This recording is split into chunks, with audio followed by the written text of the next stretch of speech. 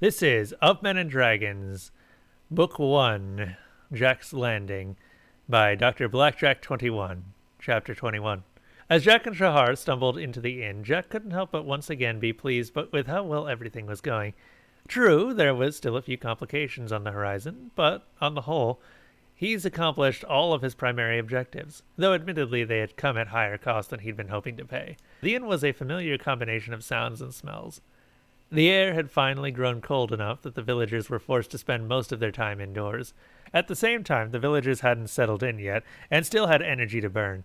As a result, most of the males were shouting or even wrestling with each other. The latter was usually younger males trying to prove their superiority, while the villagers' young ladies looked on and often whispered to each other in varying degrees of amusement. The smells came from various assortments of meats and drinks that were being devoured or sloshed onto the floor respectively. Through all of the chaos flittered the ever-energetic innkeeper, Siruan. Dodging between combatants and drunkards alike, she was quick with a laugh or a smile for whoever caught her fancy at the moment. This particular moment belonged to Jack and Shahar. Seeing her new guests looking around for a place to sit, Siruan marched right up with a mug for each of them, her smile speaking louder than the din of the room. "If it isn't my favorite human, Jack! Are you looking for food, bed, or both?" Shahar, remembering Angela's directives regarding Argoon's alcohol, accepted both mugs on their behalf. "We'll be needing both, and correct me if I'm wrong, but isn't Jack the only human you know?" The innkeeper flashed Jack one of those smiles unique to the Argoon that somehow seems to double the amount of teeth in their mouths. "It can be the only human I know and be the favorite at the same time." She winked at Jack before turning back to Shahar. "Follow me. I've got a table away from the worst of the ruckus. The meal is covered by the food you supplied. The room will cost you a story. Or you could clean some of the dishes, whichever you prefer." Jack tilted his head for a moment, thinking of a story good enough to tell that might be worth the room's price. As he sat down on the table, Jack finally made up his mind. "All right. I think I have a story you might enjoy. When you're ready, come on back. I'll tell you the ancient human tale of Hades and Persephone." Siruan looked at Jack with a face torn by indecision. "I was thinking about a story about yourself, but I suppose I could give a human story a try just this once." "All right, it's a deal. But if it's not a good enough story, I'm expecting some kind of follow-up. Shahar could tell Siruan was hooked by Jack's tale. Shahar also couldn't help but be annoyed at the looks the innkeeper was directing towards Jack, despite the innkeeper's inability to understand him without Shahar's translations. But because she ate the 4 pomegranate seeds, Persephone was doomed to have to return and spend 4 months of every year with Hades until the end of time. That is why summer must come to an end, and fall fades into winter. However, when Persephone returns to the world of the living, she brings the promise of spring along with her. As the night passed, the room had emptied as the villagers returned to their home. Now the inn was strangely quiet, with the few patrons remaining getting lost in their drinks or passing out by the fire. Siruan sat up and blinked a few times before speaking. "Well, I don't know about Persephone being doomed. Hades seems like a decent enough guy. Setting aside the whole god thing, there are worse fates in life than a devoted male who will risk the wrath of a goddess for you." Jack shrugged. "Well, among the Greek gods, Hades was about as close to decent as they came. However, there is the whole issue of that kidnapping thing. These days, that's one of the worst crimes a person can commit." Siruan tilted her head in confusion. "Maybe where you come from, but around here it's common enough. Why, I've had 2 attempted kidnappings myself." Jack turned to Shahar with a look of confusion. Shahar merely shrugged. "Don't look at me. No one's ever tried to kidnap me, though I did get sacrificed to a dragon once." Given the subject of kidnappings, Jack couldn't help but think of Embrel, and his face visibly darkened. "Well, I'm not okay with it. A man has to be pretty pathetic to try and force himself on a woman who doesn't return his affections." The innkeeper took a look around the room and sighed. Regardless, I suppose that story was good enough for a night. With only a few tweaks, I'll be able to entertain a good-sized crowd with it from time to time. Now, I've got some cleaning to do before I'm done for the night. So why don't you two head upstairs and get some rest? You've got a long journey ahead of you in the morning.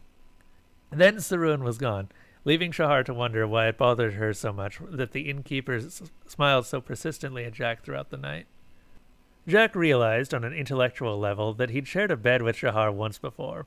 However, he had also been drugged out of his mind at the time. He couldn't remember anything except a rather uncomfortable morning. This time, Jack was sane and sober, and his mind was racing in circles. If Jack didn't know that Shahar was cold-blooded, he'd swear he could feel the heat radiating from her side of the bed. Was it just because he was in bed with a woman? Or was it Shahar herself that invoked this reaction? Jack had certainly enjoyed the flirtatious attentions of Sarun, but ultimately she'd been too intimidating to invoke any feeling other than a small bit of an ego boost. Though she did behave in a manner that at least somewhat resembled woman back home. In comparison, Shahar was that much more intimidating. She was both physically larger and much more intense than the friendly innkeeper. On the other hand, Shahar was closer to Jack than anything other than Angela had been since, well, in a very long time. She was always at his side, and when push came to shove, neither of them hesitated to place their lives in each other's hands. The two of them had come to trust each other implicitly, which was surprising given how little time had passed since their first meeting. Admittedly, it had been a rather intense month, or had it been a month and a half? With a mostly subvocal grumble, Jack turned onto his side. These thoughts were far too confusing for whatever hour it was. He just needed to close his eyes and get to sleep. He'd need his energy for the long walk home. Any minute now, he'd finally get that feeling of comfort that always came just before sleep. Any minute. With a less subvocal grunt, Jack sat up in bed and rubbed his face. He was no stranger to insomnia, and knew that just lying there wasn't going to change anything anytime soon. The best thing he could do was distract himself for a bit. Only after his mind quieted could he try to sleep again. He wasn't foolish enough to go out and wander the streets without Shahar at his side, but he figured a quick trip to the common room might be safe enough. Regardless, he strapped on his gun just to be safe. The room was oddly peaceful. The dim glow of a few embers still emanated from the fireplace. Other than that, the dining area was deserted. Jack settled into a corner, turned his headlamp on, and set it to dim, pulled out a well-worn book he often traveled with, and started to read. He'd read this particular book so often that he could almost recite it from beginning to end, but something was comforting about the old, familiar words. He could practically hear his father reading it aloud from what felt like lifetimes ago. In a hole in the ground, there lived a hobbit. Not a nasty, dirty, wet hole, filled with the ends of worms and oozy smell, nor yet a dry, bare, sandy hole with nothing in it to sit down on or to eat. It was a hobbit hole, and that means comfort. Jack let his mind split in two. One half was wandering down familiar paths, guided by a storyteller who'd lived and died many generations before Jack. The other half was lost in his childhood, sitting by a warm and cheery fire on a cold winter's night, enjoying a mug of hot chocolate while wrapped in a thick quilt. He could almost smell the fire and hear the gentle winds as it snowed just outside the window. Soon, Jack found he couldn't read anymore because the words on the page started to blur. A light tickling sensation alerted him to the fact that tears had started falling at some point, though if anyone had asked him, Jack couldn't say when. A little ashamed of himself, Jack wiped his face with the back of his hand. Standing, Jack turned his head back upstairs. That was when the light briefly illuminated the feet of some Argoon who'd obviously been standing and watching him for quite some time. She held a sword loosely in her hand. Shahar woke with a start. Something was off, but she was having a hard time focusing on what it was because her brain was still sluggish with sleep and cold. That's when it hit her. The heat source wasn't beside her the way it should be. With a flick of her tongue, she could taste Jack's recent presence. There was no scent of fear in the air, but something was off. There was an unfamiliar musk to his scent. Slipping out of bed, Shahar struggled to finish waking herself. She didn't know why Jack had left in the middle of the night, but she'd be damned if she'd let him wander the city without a bodyguard. It was a sense of duty that caused Shahar to start worrying as she thought of everything that could go wrong. What else could it be? She wouldn't panic at the mere thought of Jack being in danger. That would be absurd. Just to be safe, Jack grabbed her sword before leaving. Shahar didn't have to go far to find her charge. Jack was sitting in the common room, reading one of his books. Something in his expression made Shahar hesitate to disturb him as he read. His smile radiated the bittersweet combination of happy memories and deep sadness. She thought about going back to their room, but found that her feet refused to move. Something was different about Jack's expression. He was so open and vulnerable. Not that Jack was the type to hide behind false bravado like many males seem to, but there still existed a wall between Jack and the rest of the world. At this moment, his walls were down, and he was just Jack. Sometimes Shahar forgot how small and frail Jack really was. At that moment, sitting in the corner in a room 2 sizes too big for him, Jack looked like he needed to be protected. So Shahar stood vigil, watching over her Jack, struggling to understand the unfamiliar feeling of protectiveness she felt towards this strange little man. Shahar was lost in thought when Jack got up to head upstairs. When his light illuminated her feet, Shahar saw the look of panic that took over his face. Of greater concern was the fact that his hand flew to his holster. She knew Jack was unlikely to shoot before getting a better look at his target. On the other hand, she had seen firsthand what the gun was capable of. Shahar wasn't going to give him the chance to make that kind of mistake they'd both regret.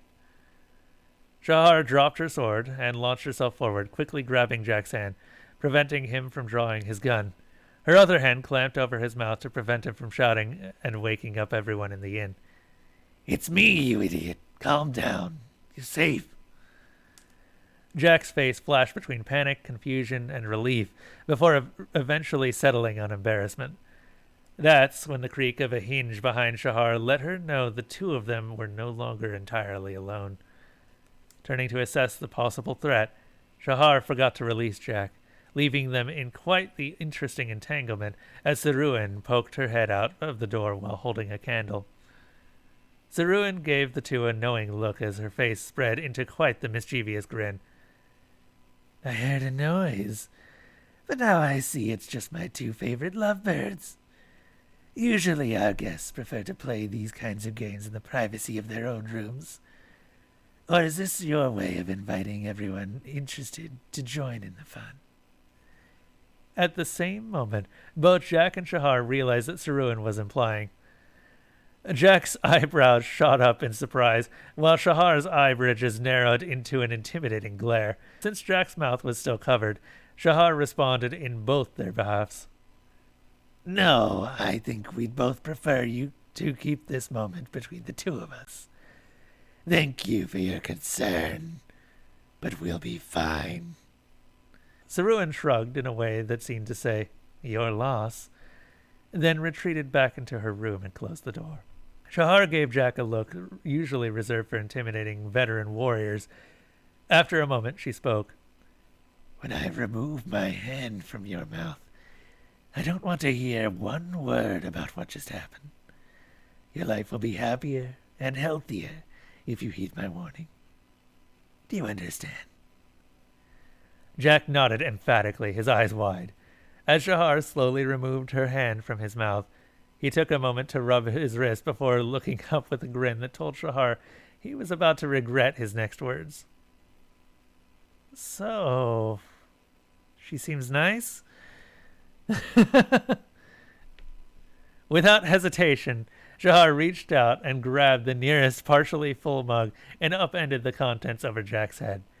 It troubled Shahar that his grin told her he didn't regret it nearly as much as she would have thought.